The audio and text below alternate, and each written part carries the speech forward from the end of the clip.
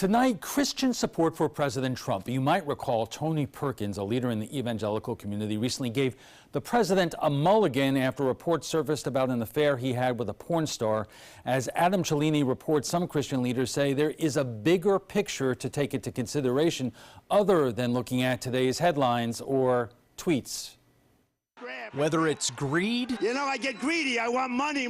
wrath, Get him out of here. or most recently, lust, it seems no deadly sin can kill the Christian support for Donald Trump. He's still my man. I'm still praying for him, and I'm satisfied. Like many Christians, 30-year pastor Paul McLaughlin originally supported Ted Cruz, but he's been pleasantly surprised by President Trump. Donald Trump represents some values that I hold dear to me. Talking tough on abortion, recognizing Jerusalem as Israel's capital, and an executive order to promote religious liberty are all positives in his book. The negatives in the past, and all is forgivable in the eyes of God, right? Regarding his personal life in the past and the accusations, it's sad, but none of us are exempt from baggage. The white evangelical support for Donald Trump eclipsed all Republican predecessors with 81% of the group's vote back in 2016. A surprising number, but not a surprising trend, according to religion and philosophy professor Hyun Kim. Well, no, actually, evangelicals have always been involved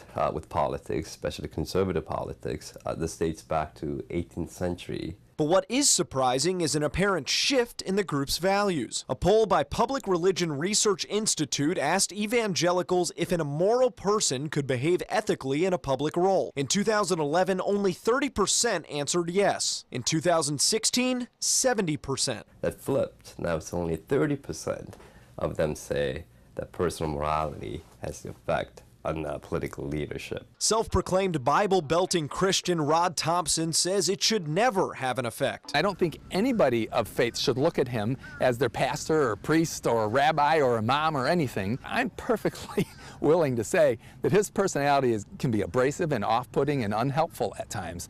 And his language is not language that I appreciate. But his policies and his appointments I appreciate very much. Thompson believes presidents should be measured only by their ability to move the country forward. And yes, that does include Bill Clinton. He was not the worst president. When he worked with the Republican Congress, he found a lot of areas to work well with them, within the budget, with welfare reform. Still, there are Christians who are holding their president to the highest standard of morality. Reverend Roger Fritz can't overlook the multiple marriages and alleged adultery with an adult film star. He's been married 3 times. He's been unfaithful. It's shocking. That alone makes him unqualified under the teachings of the Old and New Testament to be President of the United States. Make no mistake, Fritz also takes exception to some of Trump's policies, especially those regarding young immigrants he believes should have sanctuary under DACA. And that's the Christian thing to do. That's the following the Matthew's commandment, do unto others as we would like to be done unto ourselves. Much like the Word of God, Trump's behavior in the White House is up for interpretation. And while only God can judge his soul, voters will once again be able to judge the man coming up in just 3 years. In Sarasota, Adam Cellini, ABC7, your Suncoast News.